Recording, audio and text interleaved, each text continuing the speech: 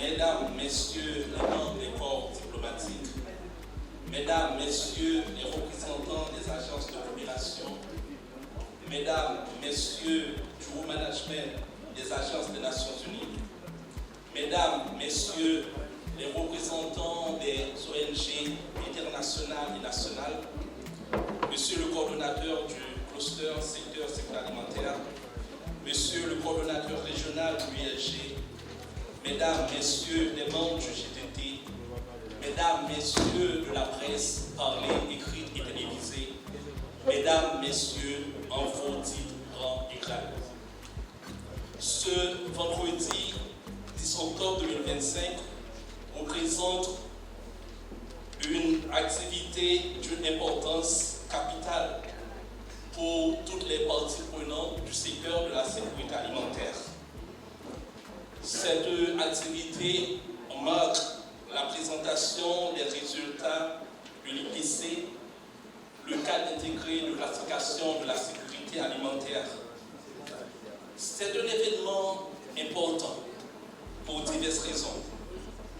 Notons que les résultats de l'édition 2024 ont été arrivés à terme en juin 2024, conformément au protocole IPC. Notons également que les décideurs ont besoin d'informations, ont besoin de données actualisées pour la prise de décision. Et depuis la dernière analyse d'août 2024, notons aussi que la situation ne cesse de se dégrader. Illustre assistance pour une meilleure appropriation de cet événement, le coordonnateur de la CNSA est la personne la mieux placée pour présenter la mise en contexte de cette activité.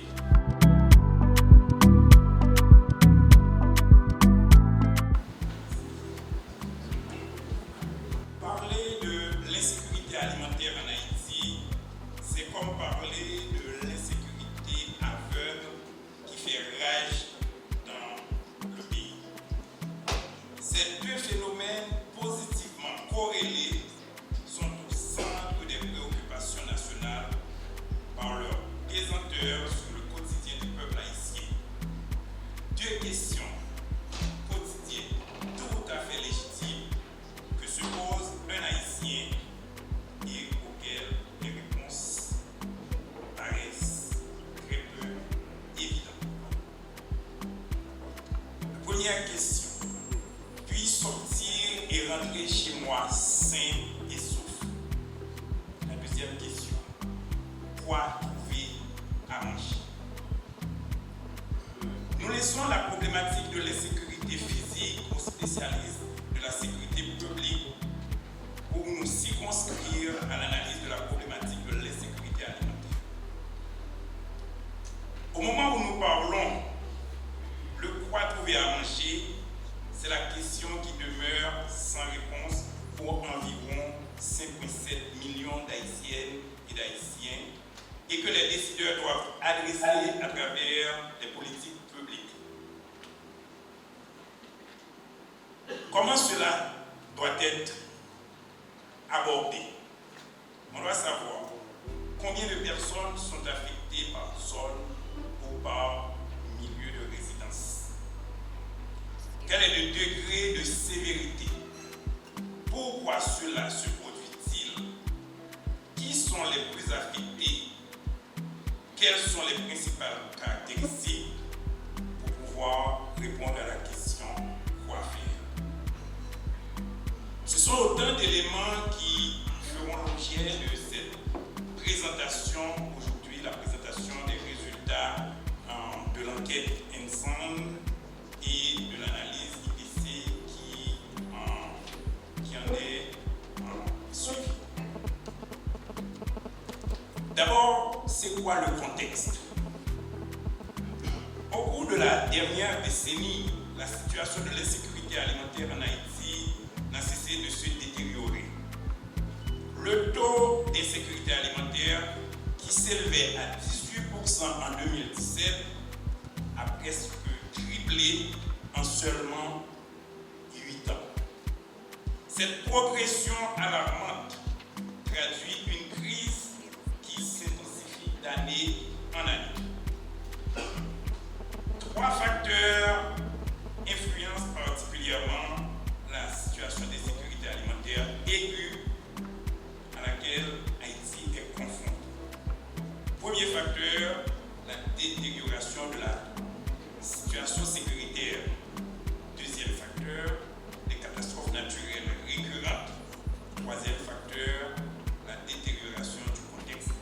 l'assistance humanitaire alimentaire joue un rôle capital dans la survie, dans la restauration des moyens d'existence des populations affectées par des chocs et ou des problèmes structurels.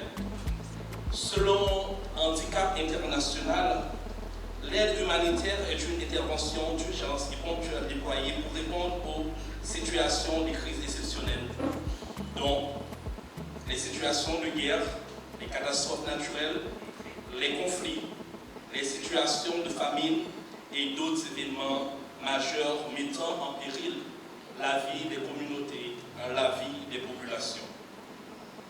Dans la situation de crise multidimensionnelle que connaît le pays, catastrophes naturelles récurrentes, conflits, déplacements massifs de population, la communauté humanitaire fournit une assistance vitale pour le maintien de la survie, pour la restauration des moyens d'existence, pour assurer la protection des groupes vulnérables. Pour le secteur de la sécurité alimentaire, le PAM, le Programme alimentaire mondial et la FAO sont des acteurs de premier plan, présents aux côtés du gouvernement, présents aux côtés de la CLSA pour aider les populations affectées. Et c'est avec plaisir que nous passons la parole à M. Patrick Nicolas qui va parler au nom de la FAO.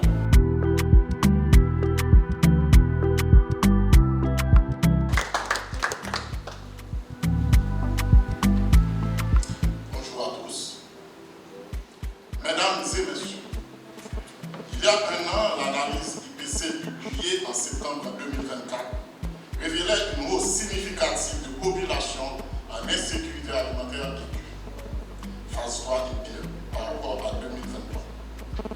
Une personne sur deux dans le pays, 54 millions d'Haïtiens et d'Haïtiennes, vivait dans l'incapacité de satisfaire ses besoins alimentaires de base. L'année dernière, l'analyse faisait état d'une situation grave, marquée par le retour de personnes en phase 5 dans les cibles déplacées de la zone métropolitaine de Port-au-Prince.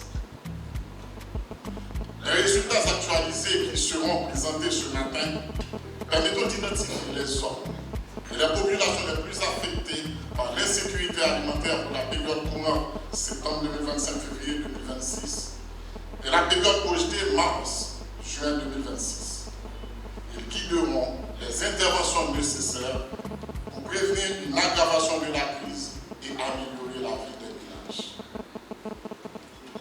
Mesdames et messieurs, il est important de rappeler que ces chiffres ne sont pas de simples données statistiques. Derrière chaque nombre, il y a une personne, une famille, une communauté.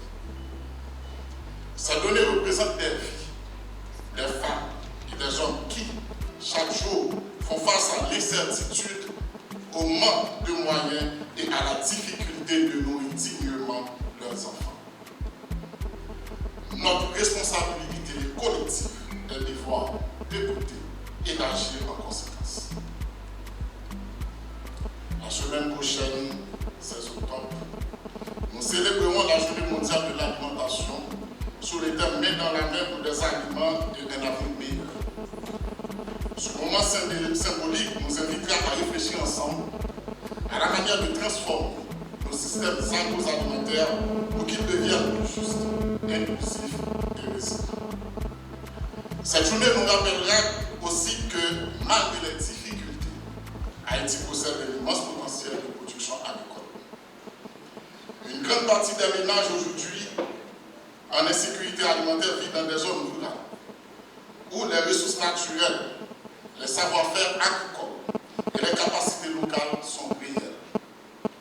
Avec les appuis techniques, financiers et logistiques appropriés, ces zones pourraient redevenir des pôles de production essentiels pour la sécurité alimentaire. Le PAM, à travers ses interventions d'urgence, de cantines scolaires, de protection sociale, de résilience, etc., appuie chaque année une part importante des personnes en situation de besoins des personnes ciblées dans le cadre du plan de réponse humanitaire.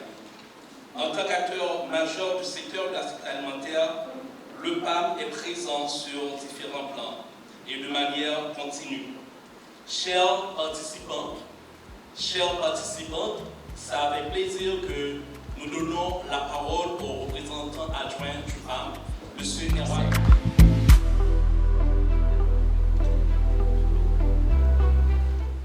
En premier lieu, je voudrais saluer l'ensemble de la CNSA et la remercier pour son travail et saluer d'autant plus son coordinateur, M. Armel Cazot, pour son leadership.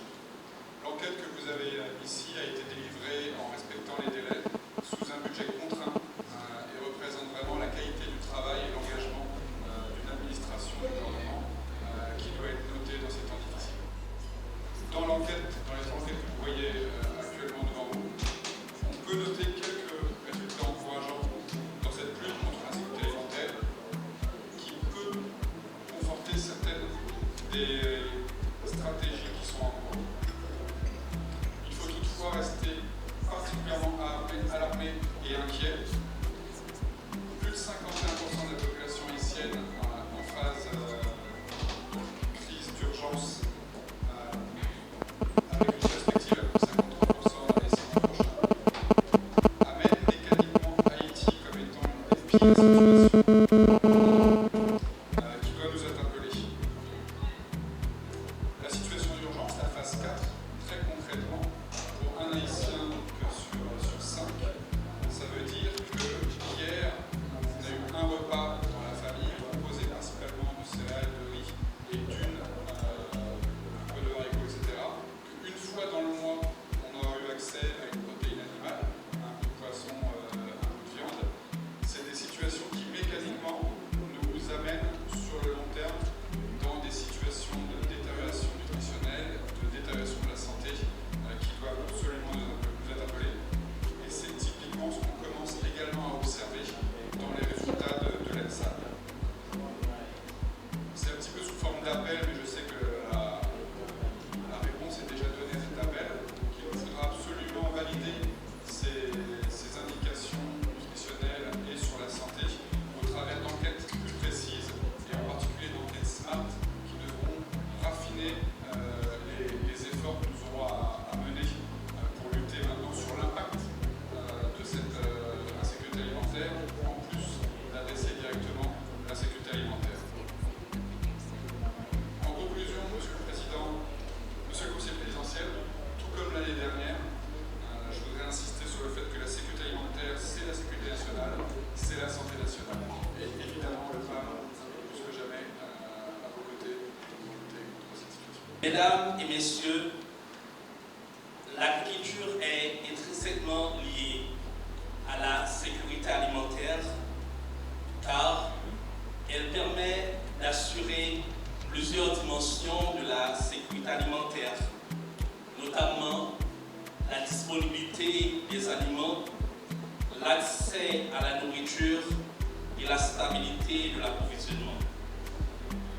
Cette considération s'aligne bien aux objectifs de développement durable, à savoir le deuxième objectif ODD, visant à éradiquer la faim et la malnutrition en garantissant l'accès à une alimentation sûre, nutritive et suffisante pour tous. Ainsi, il appelle à la mise en place de systèmes de production alimentaire et de pratiques agricoles durables et également résilientes. Considérant l'engagement de l'État haïtien dans la réalisation des ODD, les décideurs concentrent constamment des efforts pour la promotion des systèmes de production durables, pour le bon fonctionnement de l'économie alimentaire. Le ministère de l'Agriculture, des Ressources naturelles et du Développement durable met en œuvre des actions variées contre la sécurité alimentaire en cours dans le pays, comme nous l'avons vu dans les interventions précédentes. Et à présent, c'est avec plaisir que nous donnons la parole au ministre de l'Agriculture.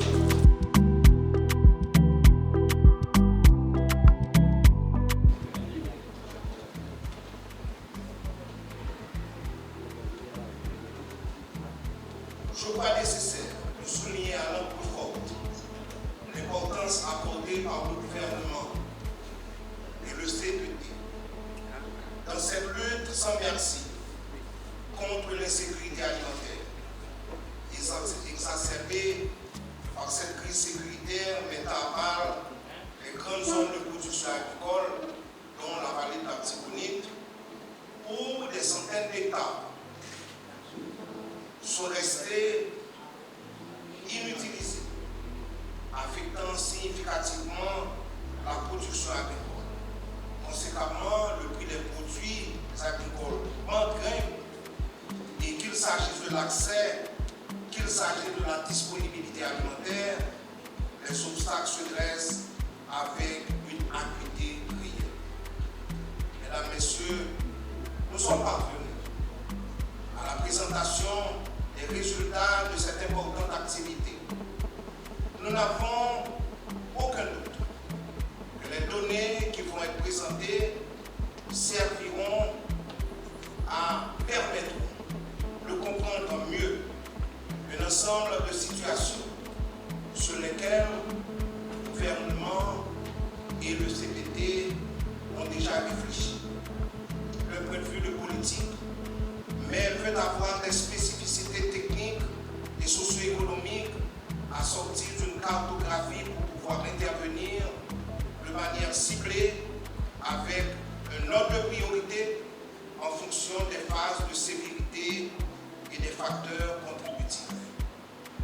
Je me plais à le préciser que pour le gouvernement ici en général et pour le ministère de l'Agriculture, des Ressources naturelles et du Développement rural, ce dossier revêt une importance capitale, puisqu'il est en droite ligne avec l'axe du redressement économique, de réhabilitation des infrastructures et la sécurité alimentaire et sanitaire, constituant l'un des piliers des 5 chantiers de la feuille de route du gouvernement.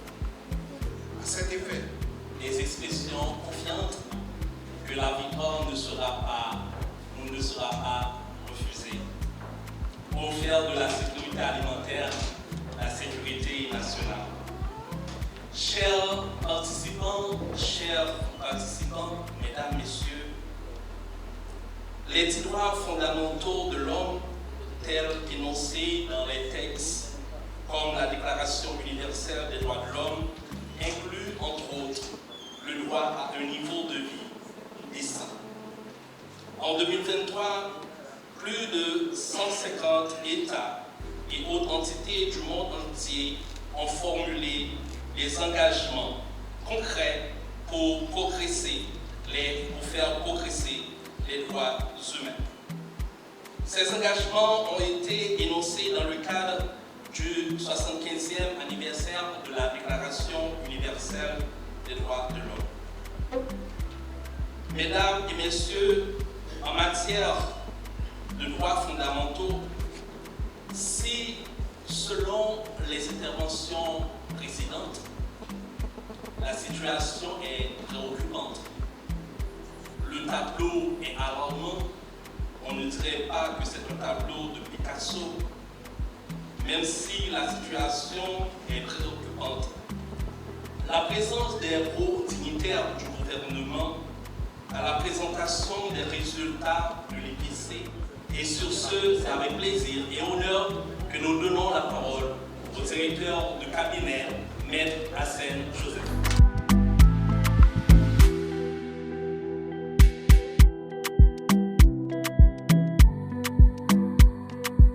Skimzy, the producer.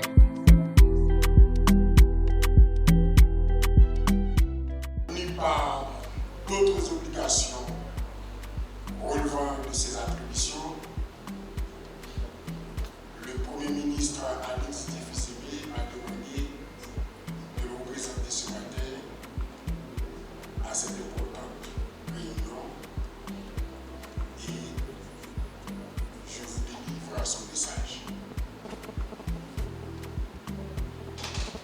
les données actualisées et fiables s'avèrent pour la primature des instruments nécessaires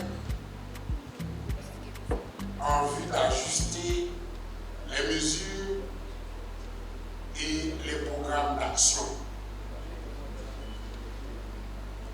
Dans cet ordre d'idées, les résultats de cette enquête sont arrivés à point nommé, car ils vont certainement être utiles au gouvernement dans la planification des interventions sur tous les fronts dans la lutte à mener contre l'insécurité alimentaire dans toutes ses dimensions, comme la disponibilité, l'accès, l'utilisation et la stabilité. Dès la note de cadrage pour l'élaboration du budget 2025-2026, le gouvernement de la République a dressé les éléments du contexte national marqué par une crise sécuritaire persistante, des tensions sociales, une profonde vulnérabilité institutionnelle et une contraction notable de l'activité économique. Le gouvernement a donc fait le choix de consolider et de renforcer les résultats positifs tangibles au bénéfice de la population haïtienne. Le budget 2025-2026, tel qu'élaboré et adopté par plus hier, traduit l'engagement du gouvernement de la République à restaurer l'autorité de l'État en adressant de manière sereine la question sécuritaire, de renouveler le personnel politique et de jeter les bases d'un redressement économique durable.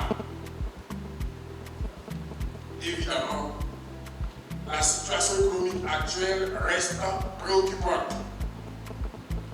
Le pays est en effet sur le point de connaître sa 7e année consécutive de croissance négative. Ce contexte économique particulier appelle à des réponses budgétaires rigoureuses, à une gestion stratégique et à une coordination renforcée entre les institutions publiques et leurs partenaires. Il convient de rappeler deux des chantiers qui adresseront les questions économiques et sociales en lien avec la sécurité alimentaire et nutritionnelle.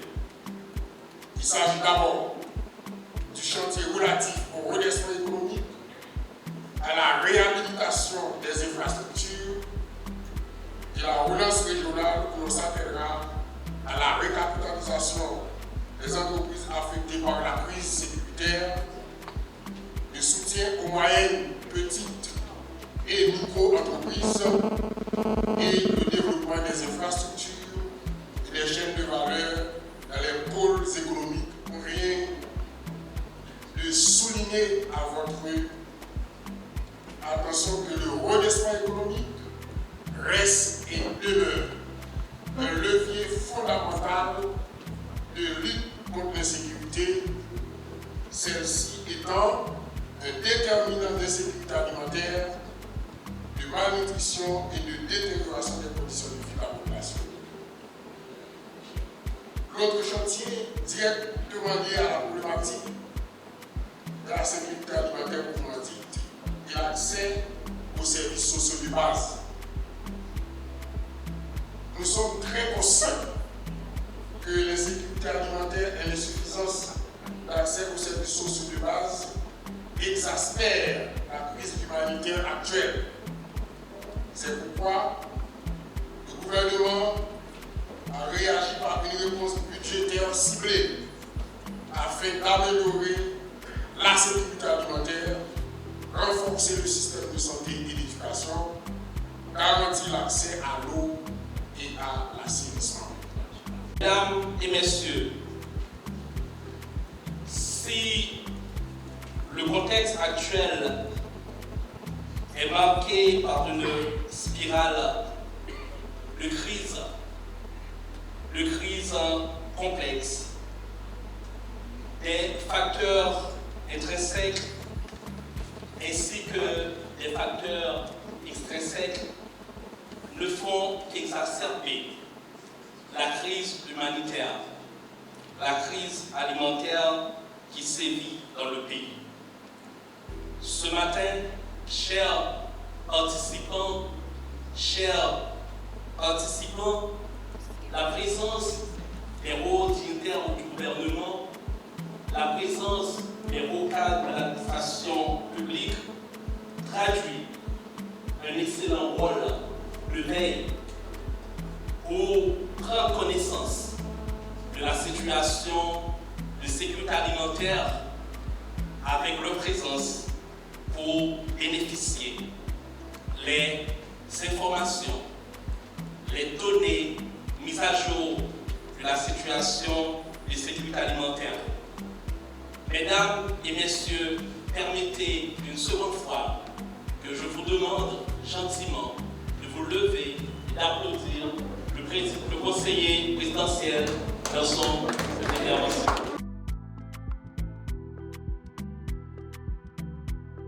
Mesdames et messieurs, les résultats de l'analyse IPC que nous présentons aujourd'hui confirment une réalité alarmante. Environ 5,7 millions de personnes sont en situation de crise alimentaire aiguë ou pire. Parmi elles, près de 2 millions sont en phase d'urgence. Ces chiffres ne sont pas seulement des statistiques, ce sont des vies, des familles, des communautés entières qui sont aujourd'hui en danger. Face à cette urgence, nous ne pouvons pas nous contenter de constats. Nous devons agir et agir vite. C'est précisément pour cela que le gouvernement a élaboré le plan de préparation aux crises de sécurité alimentaire et nutritionnelle, sigle anglophone, et que nous comprenons tous, le FSCPP. Aujourd'hui, nous sommes fiers d'annoncer que ce plan sera officiellement publié dans le journal Le Moniteur. Ce gouvernement une portée légale et opérationnelle renforcée. Cette publication n'est pas une formalité administrative. C'est un signal fort, celui de la mobilisation de l'État et de ses partenaires pour répondre de manière structurée, rapide et coordonnée à cette crise. En tant que médecin, j'ai conscience comment ces partenaires, de concert avec l'État haïtien, se sont battus contre le sida, qui finalement, nous pouvons dire qu'Haïti, malgré nos difficultés, avec cette solidarité internationale, nous avons su remporter une victoire. Le sida est bel et bien contrôlé en Haïti. Je pense que le FSCPP, cette solidarité internationale avec Haïti, nous en avons besoin pour juguler cette crise alimentaire qui existe bel et bien. Concrètement, comment le FSCPP va-t-il nous aider? Il va permettre d'activer un dispositif d'urgence fondé sur des données précises, comme celle de l'analyse de IPC, SMAST, du SIMSNU et autres, pour déclencher des réponses ciblées en fonction de la gravité et de la localisation des besoins. Il permettra une mobilisation rapide des financements et des acteurs grâce à des protocoles clairs et des mécanismes de suivi financier transparents. 3. Il renforcera la gouvernance de la sécurité alimentaire et nutritionnelle en clarifiant les rôles et en accélérant les prises de décision. Mes chers amis, nous ne partons pas de zéro. Le FSCPP s'appuie sur les leçons du passé et sur l'expertise technique de la CNSA, dirigée de façon très dynamique par l'agronome Armel Cazo, mais la CNSA sera bel et bien renforcée et transformée en ONASAM, Office national de sécurité alimentaire et nutritionnelle, pour garantir une réponse à la hauteur des enjeux. Personnellement, je m'excuse pour le retard pris par le Conseil présidentiel de transition et le gouvernement pour la ratification en Conseil des ministres du décret portant création de l'ONASAM, Office national de sécurité alimentaire et nutritionnelle. Mais les dernières démarches administratives sont pratiquement franchies pour ce faire. Notre priorité immédiate est claire: apporter une assistance alimentaire d'urgence aux populations en phase 3 et 4 de l'IPC, soutenir les moyens d'existence des ménages agricoles et des petits commerçants affectés, renforcer les systèmes d'alerte précoce et de surveillance pour anticiper les chocs futurs.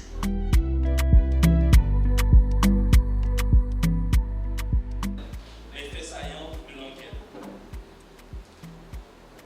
C'est un processus qui a un objectif.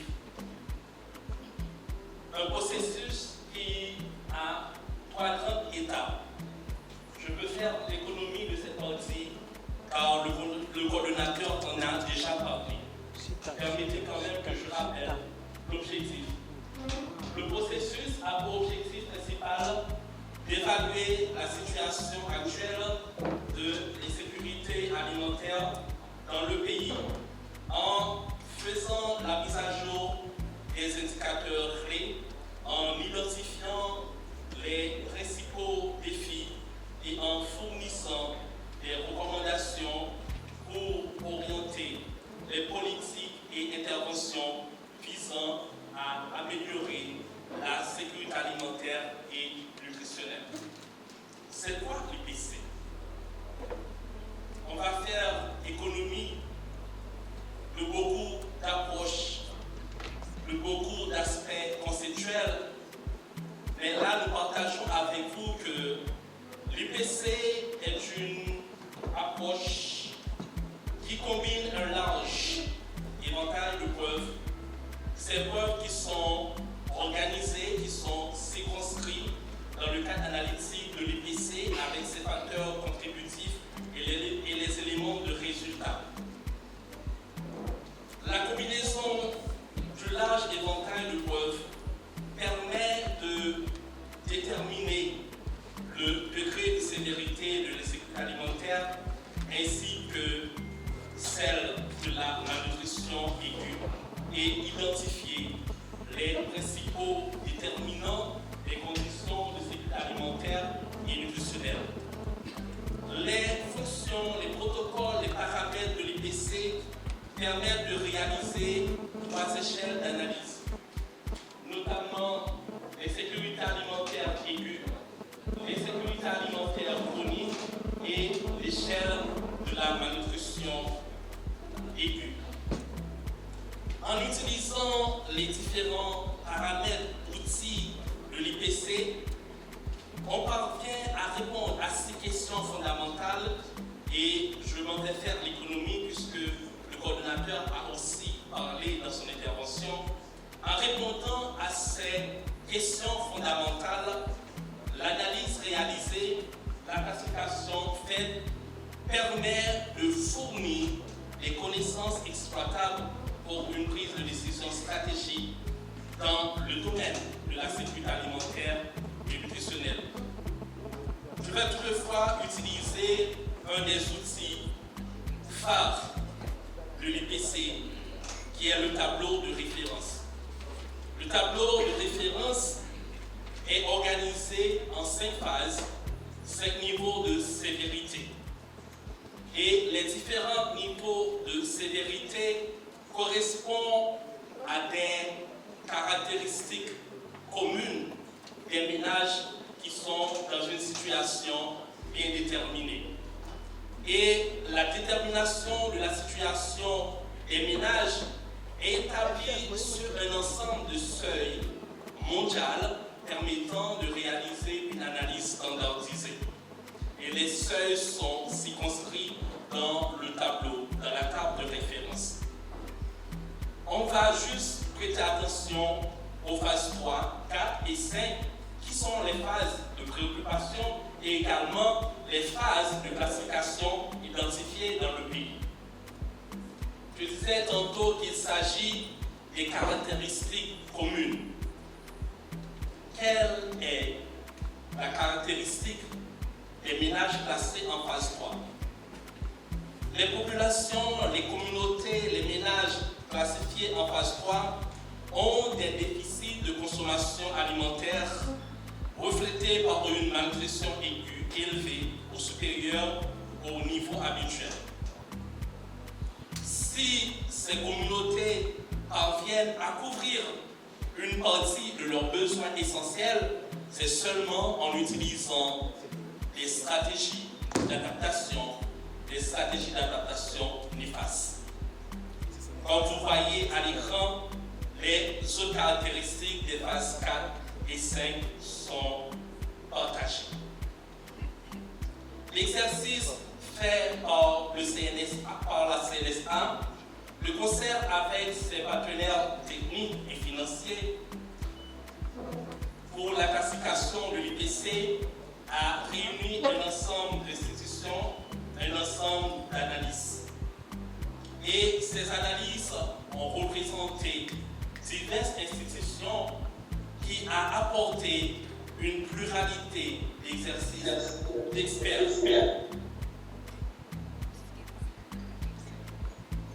La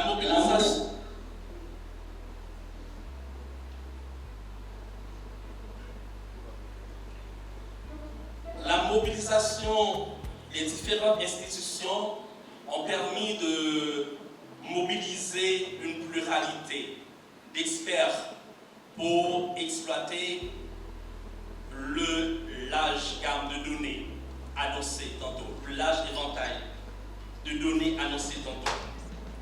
Pour l'exercice, des institutions gouvernementales ont pris partie des agences des Nations Unies, des ONG nationales et internationales, des agences de coopération et également des structures du domaine de la recherche et du développement. L'exercice a porté sur 30 unités d'analyse, 30 strates, comme on dit en IPC. Ces strates sont subdivisées en zones de moyenne existence, se trouvant principalement en zone rurale, et également des strates composées des quartiers pauvres et très pauvres des communes de l'aire métropolitaine, et en région, les parties urbaines des villes de Gonaïves, de Cap-Haïtien, des Cayes et de Ouadamène ont été classifiées.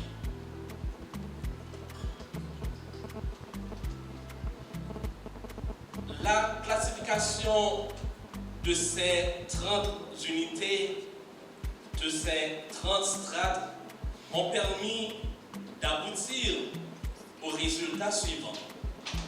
Ont permis de répondre aux 6 questions de l'IPC. Première question, quel est le degré de sévérité? Selon les résultats de l'analyse IPC de septembre dernier, plus de la moitié de la population analysée est classifiée en phase 3 et plus de l'IPC. On s'en souvient des caractéristiques de la phase 3, des communautés qui ont des déficits de consommation alimentaire, des communautés qui arrivent à prendre quelque chose sans pour autant couvrir de manière optimale leurs besoins alimentaires uniquement en utilisant des stratégies d'adaptation néfastes. La moitié de la population classifiée en phase 3 et plus de l'IPC est répartie en la phase urgence de l'IPC et la phase de crise, à savoir les phases 4 et 3. Pour la phase d'urgence de l'IPC, plus critique que la phase 3, 17% de la population analysée, de la population haïtienne, se retrouve en situation d'urgence. Et 34% sont classifiés en phase de crise. En somme, c'est 51% de la population qui ont besoin d'une action. C'est 51%, plus de la moitié de la population ayant besoin d'une action urgente et opportune relative à l'assistance alimentaire et la protection des moyens d'existence. Nous venons de répondre à la première question, quel est le degré de sévérité? Les autres questions, combien de personnes, quelle est l'estimation de personnes en situation d'insécurité alimentaire classifiées en phase 3 et plus de l'IPC? Et une troisième question, quand ces personnes seront en situation préoccupante, en situation d'insécurité alimentaire. À l'écran, nous avons les deux phases de l'IPC.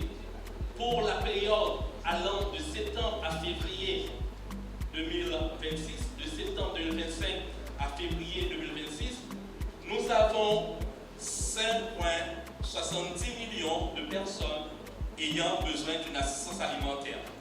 Et la population est répartie dans les 5 phases qu'on a vues dans la table de référence de l'IPC.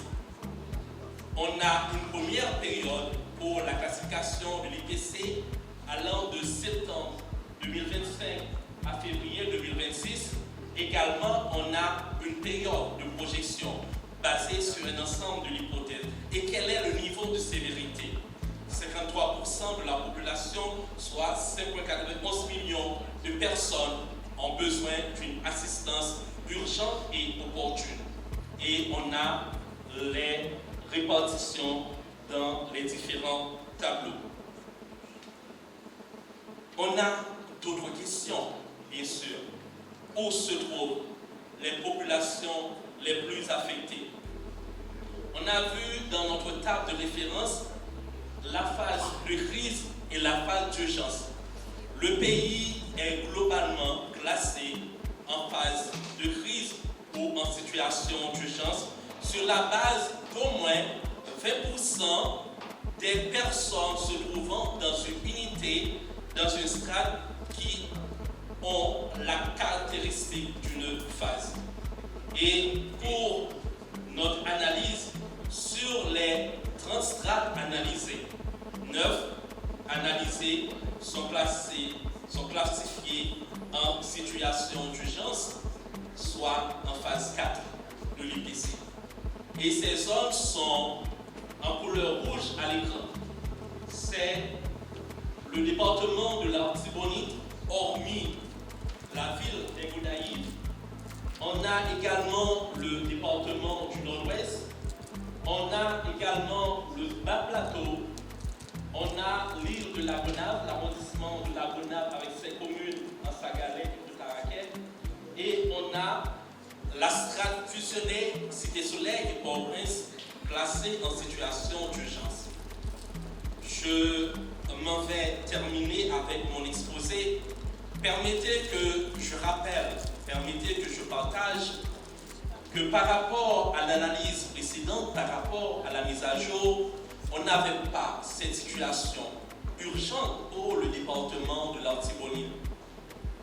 Et l'un des déterminants de cette situation est l'expansion du contrôle territorial dans le département de l'Artibonite par les groupes armés. Et récemment encore, on a enregistré des attaques armées dans plusieurs communes du département. On a également le Bas-Plateau depuis le le premier trimestre de l'année 2025 qui connaît également, malheureusement, une situation d'attaque de violence. Voilà, mesdames et messieurs, la réponse à 4 questions fondamentales. Le degré de sévérité, l'estimation de personnes en insécurité alimentaire,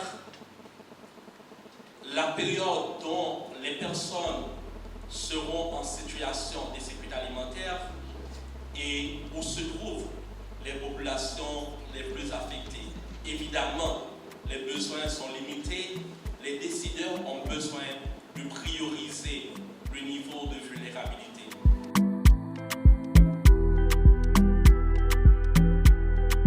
Deux Haïtiens se disputaient. L'un a traité l'autre de grève la faim. Il y a une vingtaine d'années, j'aurais pu considérer cela comme une injure, une insulte à l'haïtienne.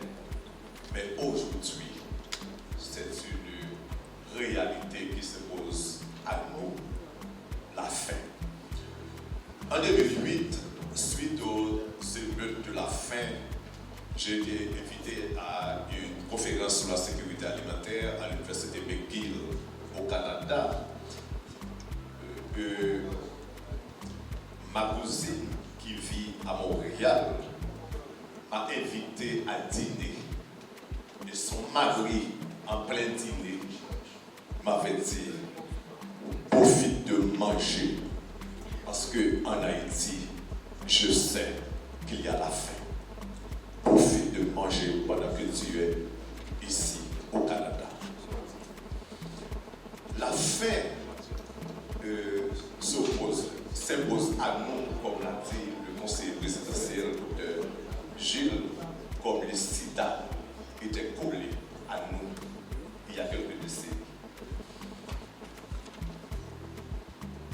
Ce matin, mon intervention, c'est surtout pour expliquer les mécanismes, les facteurs qui ont conduit à cette insécurité alimentaire massive. Dans un premier temps, je vais présenter le contexte macroéconomique dans lequel on se trouve, puisque les déterminants sont avant tout des déterminants macroéconomiques. Pourquoi la situation est ainsi? Parce que lorsqu'on parle de l'analyse IPC, il ne s'agit pas seulement de localiser les personnes qui sont en insécurité alimentaire, de dire à combien s'élève le nombre de personnes en insécurité alimentaire. Il est tout aussi important de préciser les causes, de répondre à cette question fondamentale. Pourquoi et c'est ainsi. D'abord, je tiens à présenter le contexte sécuritaire qui est critique, insécurité généralisée. Donc ça, c'est pas nouveau, je ne veux pas pénaliser là-dessus parce que si quelqu'un vient en Haïti, il sait de quoi je parle. C'est une réalité au quotidien. À l'occasion de ce discours d'ouverture, et à souligner que c'est une question qui nous préoccupe au quotidien, la question de sécurité. Il y a 1,3 million de personnes déplacées internes, selon les chiffres de l'OIM, qui a entraîné la paralysie des activités économiques et commerciales. Il y a la contraction économique persistante. Lorsque je parle de contraction économique, je parle de l'indicateur utilisé par l'Institut haïtien de statistique, ICAE, qui montre qu'au deuxième trimestre de l'année 2025, on a déjà une baisse de moins 2,7% du PIB. Et au niveau des différents secteurs, le secteur primaire, la baisse est de moins 7%. Au niveau du secteur secondaire, moins 4,9%. Et le secteur tertiaire, moins 1,2%. Cela signifie que cette année, on va assister encore à la 6e année consécutive de croissance négative en Haïti. Contraction persistante du crédit. Donc vous allez comprendre pourquoi qu'en Haïti, il y a très peu de crédit dans une conjoncture qui n'encourage pas les investisseurs. Personne ne va prendre la décision d'investir et les banques se montrent hésitantes en ce qui concerne l'octroi des prêts. Au-delà de ça, il y a ce qu'on appelle l'environnement inflationniste. L'environnement inflationniste qui n'est pas maîtrisé. Si la Banque centrale, à travers les politiques monétaires, arrive dans sa fonction de stabilisation des prix, parce que la stabilisation des prix, c'est l'une des fonctions de la Banque centrale, de toute banque centrale à travers le monde. Si on parvient à stabiliser le taux de change, mais on est encore loin de la stabilisation du niveau des prix. Le taux d'inflation au mois de juin, au dernier trimestre, c'est 28,4%. Et malgré la stabilité du taux de change, malgré une tendance à la hausse des transferts,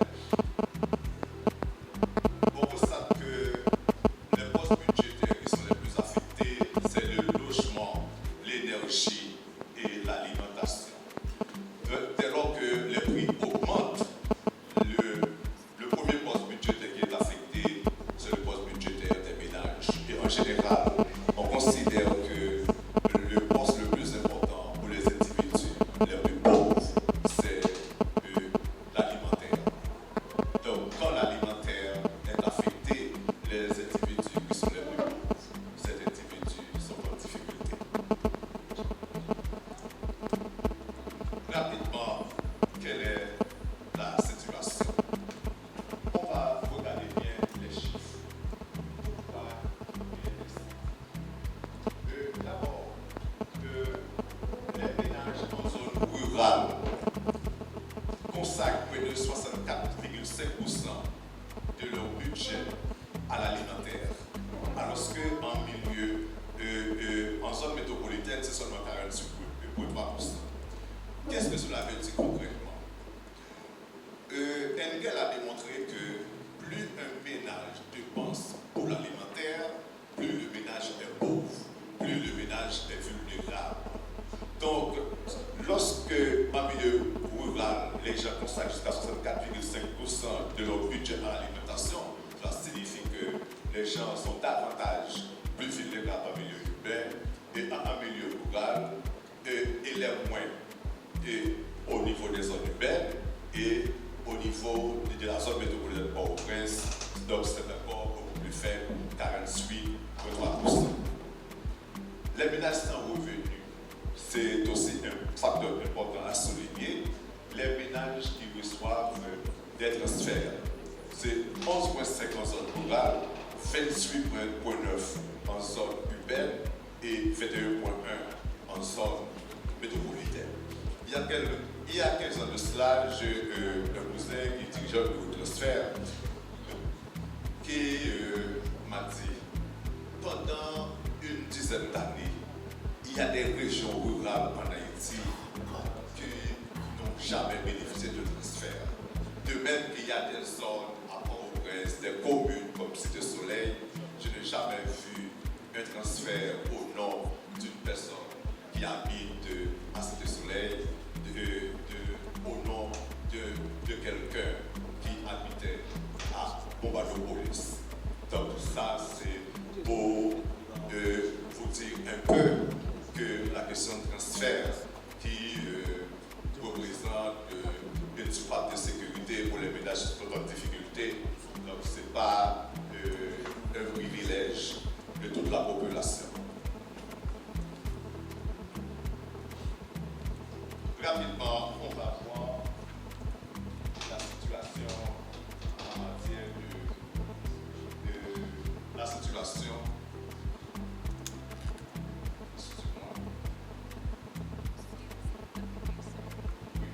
On va voir rapidement l'évolution des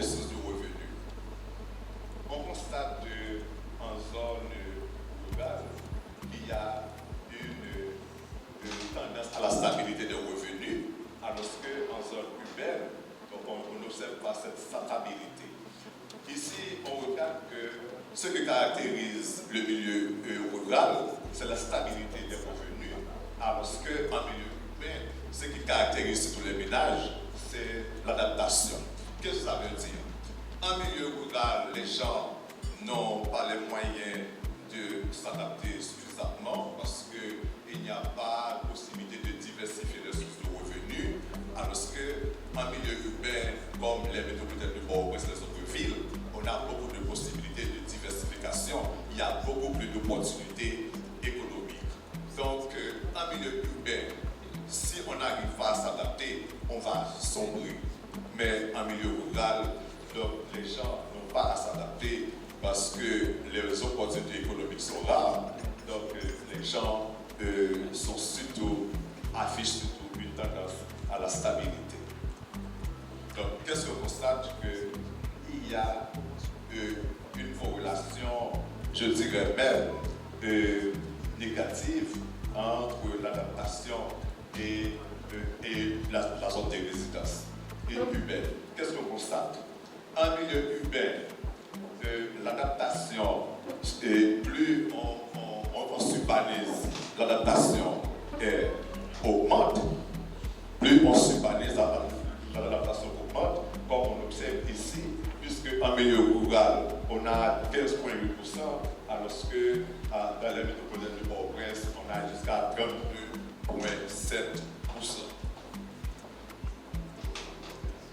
On va voir cette année un indicateur qui est très important, qui généralement ne figurait pas dans les analyses IPC, c'est l'indicateur qui concerne l'emploi.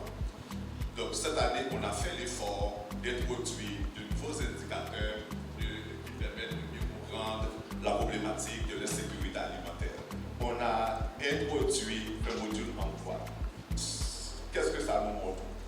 On a 56% des individus interrogés qui se disent sans emploi. On a seulement 6,6% de personnes occupées qui occupent un emploi formel. Cela signifie que la population en général travaille dans le secteur informel. Il y a seulement, observez bien ceci, il y a seulement 2% de la population qui ont une couverture d'assurance sociale. Vous allez comprendre pourquoi les individus sont si vulnérables. Vous allez comprendre pourquoi, dès qu'il y a une baisse, il y a un choc, les gens sombrent dans l'insécurité alimentaire, puisqu'il n'y a pas de filet de sécurité sociale, il n'y a pas de mécanisme qui permettent aux individus de faire face à des chocs. Les chiffres sur le chômage sont très révélateurs. Qu'est-ce qu'on constate? Au niveau national, il y a 69,2% de la population qui est au chômage. Donc c'est un chiffre très élevé et ça explique pourquoi on a tant de personnes en situation d'insécurité alimentaire. On va constater que ici, le département qui affiche le taux de chômage le plus bas, c'est le département du Nord. Vous allez comprendre pourquoi. Donc le Nord devient un centre d'activité économique. Il y a une concentration d'activité économique, c'est dans le Nord. Donc ça marche dans le Nord. Le Nord représente aujourd'hui ce que Port-au-Prince représentait il y a quelques années. Donc le taux de chômage est plus bas dans le Nord que dans les autres départements, que partout en Haïti. Donc c'est important de noter ça. Les départements qui affichent les taux de chômage les plus élevés, c'est le département de la Grandance, le département du Nord-Ouest et le département du Sud-Est. On va parler des zones les plus touchées. Sud-Est, 68,3% des personnes interrogées sur cet emploi, les libres 65,7% et 63,4%, les camps de déplacés 45,5%, zone métropolitaine 51,3% de personnes en situation de sous-emploi ou de chômage. Message clé. à retenir. La vulnérabilité économique préoccupante, la double vulnérabilité dont parlait le coordonnateur dans son intervention, les femmes chefs de ménage ont 2 fois plus de risques de n'avoir aucune source de revenus. Dépendance accrue des femmes. Près de 60% des femmes dépendent de seules sources de revenus, contre 50% pour les hommes. Résilience limitée. 73,9% des femmes au chômage, contre 64,5% des hommes. Ça traduit la fragilité économique des femmes, puisque les femmes sont plus exposées au choc, les femmes surtout, les femmes chefs de ménage en particulier. On observe ce qu'on appelle des dynamiques territoriales. La stabilité des sources de revenus décroît avec l'urbanisation. Plus la zone s'urbanise, plus la source de revenus en termes de stratégie, en termes de stabilité. L'adaptation, les cas des déplacés, une situation d'exception. La stabilité en zone rurale, oui, mais une faible résilience future. Donc ce n'est pas une bonne chose lorsqu'on dit qu'il y a une certaine tendance à la stabilisation des revenus en milieu rural, parce que cela signifie surtout une situation précaire. Parce qu'en milieu urbain, le fait de pouvoir s'adapter, cela signifie qu'en situation de choc, les ménages utilisent d'autres stratégies pour faire face au manque de nourriture. Pour terminer rapidement, on va expliquer comment on est passé des vulnérabilités économiques à la sécurité alimentaire. Donc, dans un premier temps, il y a la crise sécuritaire. Comment cela se traduit? Ça se traduit par des déplacements massifs de la population. Et les déplacements massifs entraînent des pertes de revenus. Et ces pertes de revenus entraînent un accès alimentaire compromis. Crise économique. La crise économique se traduit par une hausse du chômage. La crise économique aussi entraîne une hausse des prix, ce qui affecte le pouvoir d'achat des ménages et qui affecte spécifiquement les régimes alimentaires des ménages. Crise sociale. Vulnérabilité des gens, on l'a vu que les femmes disposent de moins de sources de revenus, les femmes sont beaucoup plus au chômage.